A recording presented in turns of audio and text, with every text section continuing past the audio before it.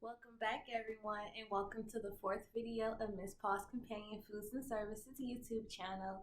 This video may not be too long like the last one, but we're definitely going to cover something today. I gave you enough time off, we waited, and you had enough time to cover up all the material, so today we're going to get started with something new.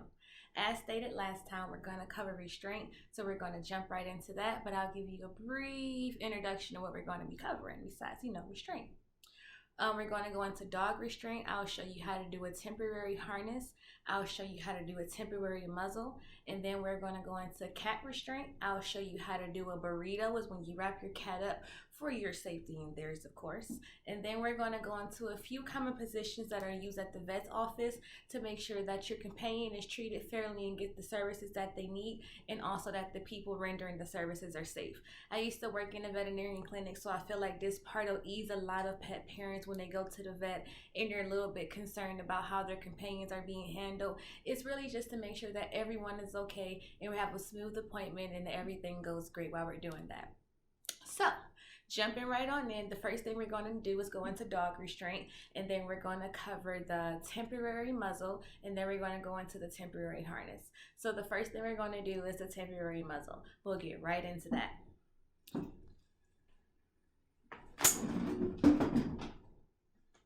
A temporary muzzle is good in many situations. Say if you're a person like me and you see a stray on the street and you want to make sure that they're safe and they're not hit by a car that returns to their parents. What you want to do is you want to approach the animal safely. Some animals may be scared, but scared is represented sometimes as fear. So you do want to make sure that you're able to keep yourself safe while also helping that companion. A muzzle may also be needed if you're on a walk with your companion and you lose your leash or anything that could happen. Say if you have a pup that likes to pick things up off the floor, these are small ways that you can render temporary services. You don't want to leave these on too long. Muzzles shouldn't be left on for longer than about 15 minutes at a time. So again, this is a temporary muzzle. The tool I'm going to use today is a slip lead. It looks a lot like a leash, but the only difference is it has this O-ring here instead of a connector piece, but we don't have to worry about that. I'll show you how to use it. So this one here is a 4-foot slip lead. My favorite one is a 6 feet, but I have over 104 feet for my class, so we're going to just hold on to these. So the first thing you're going to do with your temporary muzzle is you don't want to put the loop right here through yet. You don't need that skill. The first thing you're going to do is tie it in a loop. It's safest often to make sure that you have the loop ready before you approach your companion, because again, as I stated, they might not always be the friendliest. Some animals are being scared, approach it as fear, and they might act out in ways that may not be normal to what their situation is. Again, they don't communicate well, so body language is really all they have, and a scared animal just sometimes lashes out of fear. Again, there's not because they want to hurt you, they're just scared something's hurt and you want to help them. So step one, make sure that you first make the loop like a lasso, and then you're going to safely approach the companion. Since mine is always friendly, I have an easy way to go just so I can show you, and then if I get the chance, I'll grab a friend's dog or something and I'll show you how to do this again. So don't forget to make your circle. Then you're going to safely approach your companion. You're going to have the circle around its mouth. You're going to make your loop, and you want to always tie it as if you're tying a shoestring. You don't want to tie this into a knot because, again, if something happens, say if they start gasping for air, you want to make sure you can get this off as quickly as possible. So tying into a knot will ensure that we won't be able to help our companion if anything serious goes on while we're providing this temporary service. So after you made your loop and it's fully around their mouth, you're going to take that again and you're going to tie it at the bottom. Well, not tie it, you're going to cross it over at the bottom. Once you have these two crossed, you're going to take it and bring it around their head. Once you have it around here, you're going to place it up behind their ears, and then you'll tie it. Again, as I said, always tying it in the shoestring style so that you can release it if you need to. So just like that, you have your temporary muzzle. If you want extra security to make sure that you're safe, again, you do want to render services to the companion, but say if he's a little bit feisty, what you want to do then is take your longer end.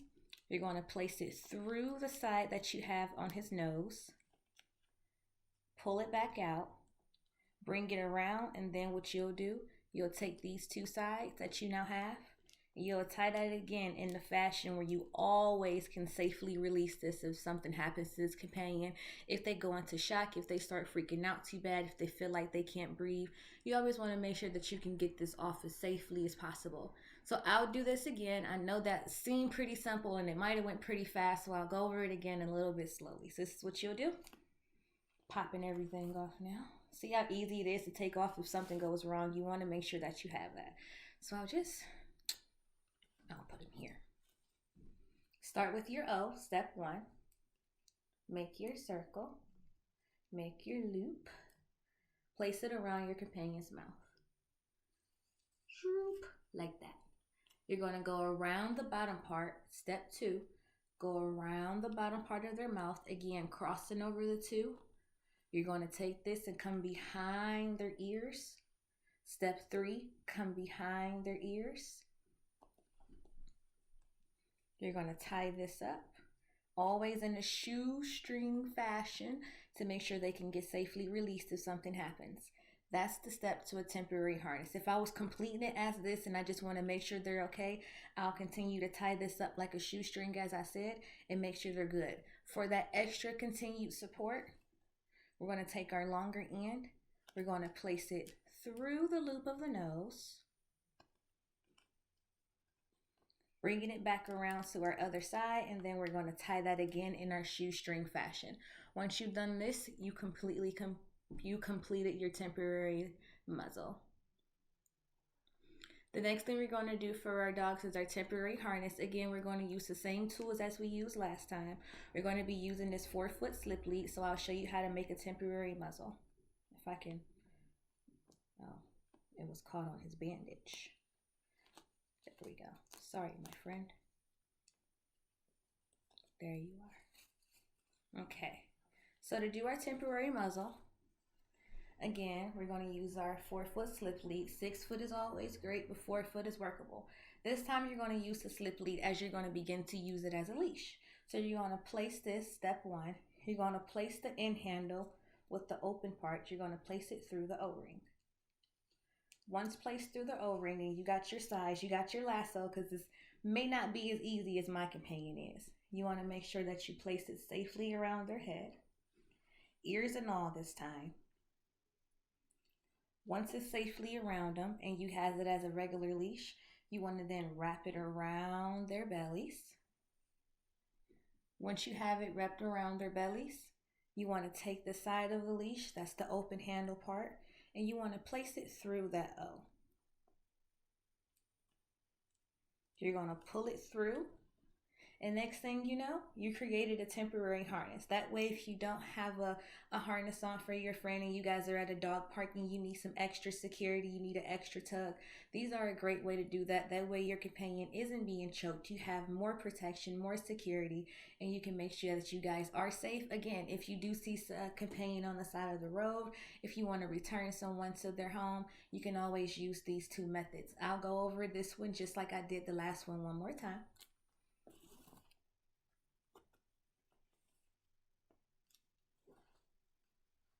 Okay, so in a review, step 1, you're going to place the loop through the ring as if you're creating a leash. Step 2, as safely as possible, you're going to place this over the companion's head, include ears and all this time. Once it's safely around them as if you have a leash, you'll wrap it around their belly. You'll take the side, that's the open leash part we have here because you want to be able to hold it. You'll place that through the ring there.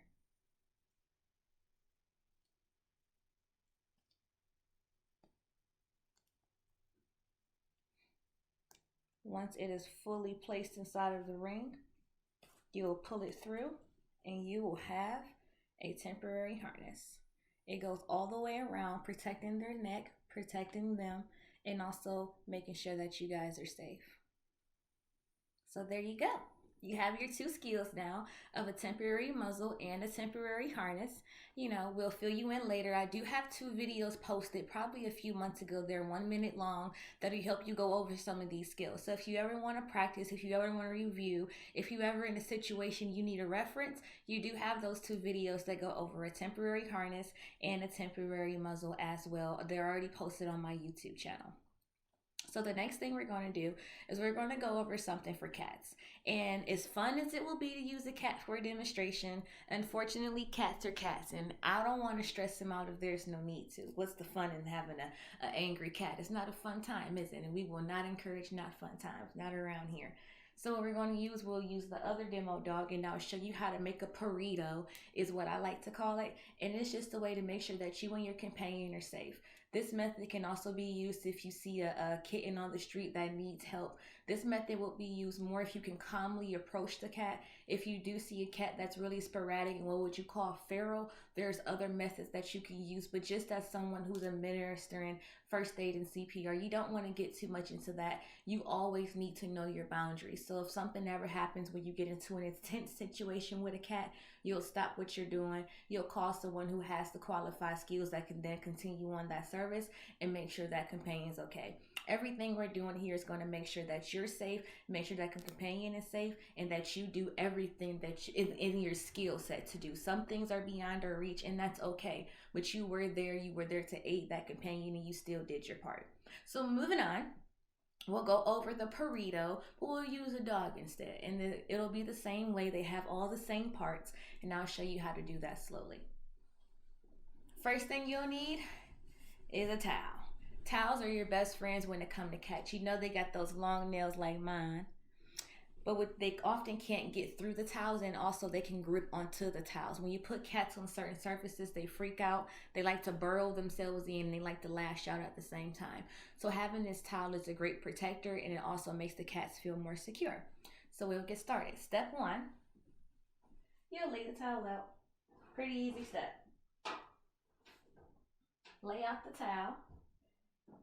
If possible, again, this is your companion, something that you'll see happen at the veterinarian office often, something that you know that you can do, that this is not something that you're going to struggle with because it's a really, really close skill, and you always want to make sure that you're safe.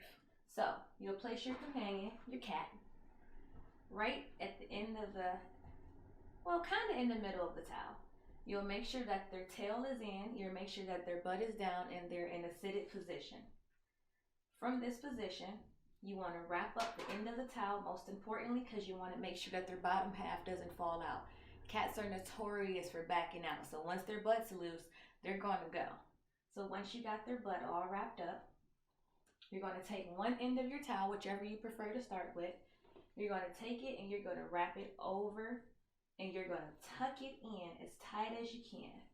Now, this isn't going to hurt the cat at all. It also helps them feel very secure. Just like when a baby's being swaddled, cats love being in this position. So you're going to make sure that it's nice and tucked in. I'll show you. You're going to raise that, tuck that in nice and straight. Make sure that you got the paws in, because then, trust me, that's their danger zone. They have claws and they have teeth, so you want to make sure that you're fully protected from that. Make sure you got the claws in. Then you're going to take the other side. You're going to do just the same thing. Take it, wrap it around, make sure you got everything in, and you're going to tuck underneath. At this point, you're protected from everything that you have that's going to come against you. The claws are protected, and you do have control of the head.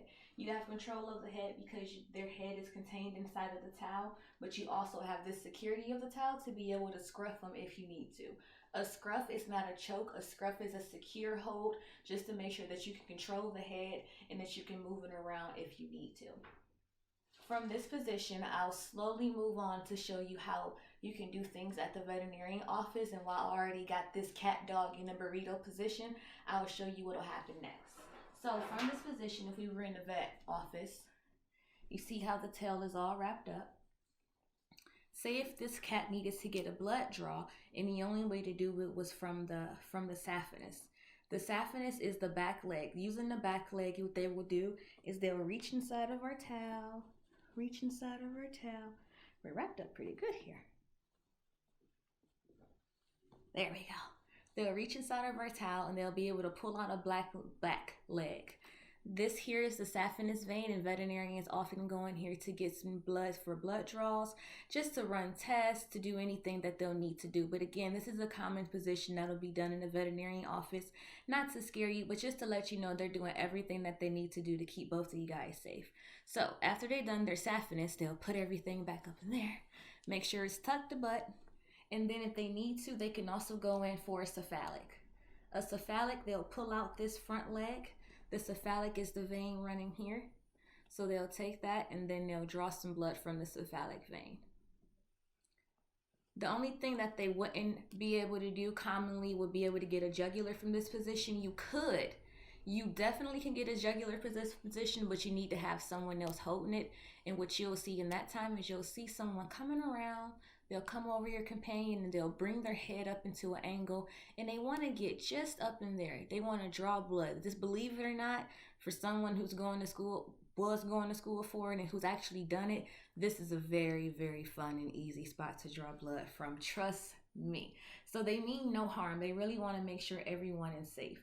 Once your your cat is all wrapped up and everything's happening, you can release them slowly. You can put them back inside of the carrier. But again, if you're at home, this is a great position for a nail trim. My cat Joey, I also just recently gave him a nail trim, and I used this position and it worked perfectly. Once he realized that he was safe and I meant no harm, I just pulled out each paw, clipped his nails really quickly, released them, and gave him a few treats to make sure he knew it was a positive experience, reward him for his time, and then we continued on with our day. So believe you me, this is very, very helpful. All right, so now we got the first thing you'll do in a vet office. Again, if you have a cat, this is a PURRITO, a dog cat burrito for today that you can use for veterinary situations that you'll see, and also at home to do things like I did, such as perform nail trims. Other things that you'll see that I'll include pictures of too is in the veterinarian's office. You'll see positions like a lateral, which I'll have a picture of here, and then you'll see positions such as the jugular that I mentioned for the dog. And then they do have two other positions used for the cephalic and the saphenous veins. Those are tongue twisters when you say all that stuff together. So I'll include some pictures in a video if I can find something that'll help describe it. But again, those positions are mainly used in the veterinary's office just to help calm your nerves. Those are something that you would do at home, or that you would really have any reason to do at home to your companion, unless you want to get them used to those positions. That is a great thing to do. If you want to just play around with their legs, make sure that they're okay with their paws being touched. That's a common thing that animals don't really like mess with when they go to the vet office. So doing those and just touching through their feet, doing that head to tail checkup that we mentioned in other videos, would definitely make them more used to the vet. And when they go there, they'll always believe it's a positive experience, and they'll also have that experience from you at home. So they'll know this isn't something bad. This is something that we do all the time, and they get rewarded for it afterwards. So you guys will have a great experience. So I think we covered everything today. We covered how to do restraint on a dog. We covered how to do a burrito on a cat. We covered the common positions that you'll see in the veterinary office when they're receiving services. And with this review from the last couple weeks and then this added, you guys are now starting to get a good idea what the page is about, what we're going to be handling here. Everything is going to be about animal health and care and safety. We're going to promote the advocacy for health and care and safety for our companions. We're going to make sure that they remain safe. We're going to promote that people believe in the basic needs of companions. These are things that if you had a kid or just to yourself, that you would be knowing and know how to do these things on a regular basis. And just because you just have a companion and a child that walks on four legs, you have a different set of skills now that can take you and your companion into a good relationship and a long-lasting bond that'll help not only your companion live longer, but it'll help the veterinarian if you need them. It'll help you know all these cool skills. That way you can also help the next companion if you need to. So in a full wrap-up, thank you again. Always do not forget to like, comment, and subscribe to the videos. Leave me more suggestions. I would like to do a shout out thank you because we got an upgrade. I have a new light over here. If you guys notice, I'm shining bright today. So we have a new light out. Thank you for the upgrades. My auntie donated to me. Thank you very much. And then on the next video, because it's around Valentine's Day, I do believe it's a good time to cover toxic list. You know, it's candy everywhere. Everyone's feeling in love, but there's also a few things that our companions shouldn't have, whether it be dog or cat. So the next time we'll visit, we'll go over the common toxic list for in-house items mainly is what we'll use. So don't forget, we'll be here next time. Thank you for coming to Ms. Paws Companion Foods and Services YouTube page for my 4th video. And I'll see you guys next time to talk about the toxic list. Do not forget. Thank you. Always have a good day.